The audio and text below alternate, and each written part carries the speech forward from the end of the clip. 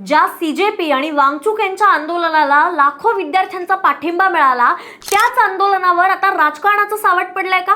आणि सर्वात मोठा प्रश्न, स्वतः सोनम वांगचुक यांच्या पत्नीच आता म्हणतायत की या सगळ्यामुळे सोनम वांगचुक यांच्या प्रतिमेला धक्का बसतोय। मग नेमकं असं काय घडलं? राहुल गांधींच्या सहभागावर त्यांना आक्षेप का आहे? आणि या आंदोलनाचा मूळ मुद्दा खरंच बाजूला पडलाय का? याच बाबत आता आपण चर्चा करूया। पण सुरू करण्याआधी आमच्या चॅनलला नवीन आला असाल तर सबस्क्राइब करा आणि माझा व्हिडिओ आवडला तर लाईक, शेअर आणि कमेंट करायला विसरू नका। सोनम वांगचुक यांच्या आंदोलनाला सुरुवातीपासूनच देशभरातून मोठा पाठिंबा मिळाला।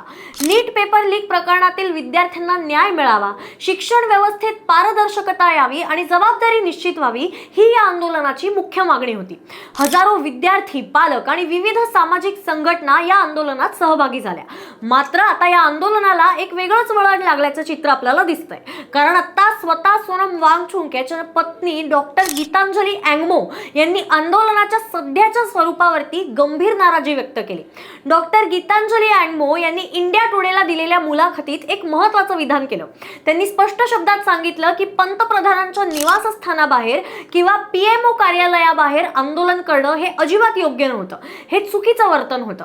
त्या म्हणाल्या, आम्ही अशा प्रत्येक पक्षासोबत आणि प्रत्येक व्यक्तीसोबत आहोत ज्यांना विद्यार्थ्यांच्या प्रश्नाची खरी चिंता आहे, पण पंतप्रधानांच्या घराबाहेर आंदोलन करणं हे काही योग्य नव्हतं।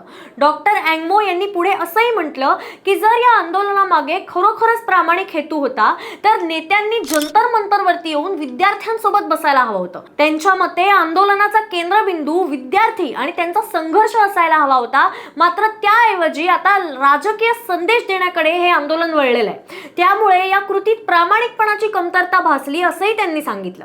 त्या पुढे या इंटरव्ह्यू मध्ये असंही म्हणाल्या की सोनम वांगचुक यांनी अनेक वर्षांची सामाजिक आणि सार्वजनिक प्रतिमा ही पक्षनिरपेक्ष कार्यकर्त्याची आहे। त्यांनी लडाख पासून पर्यावरण, शिक्षण आणि सामाजिक प्रश्नांवरती सातत्याने काम केलंय।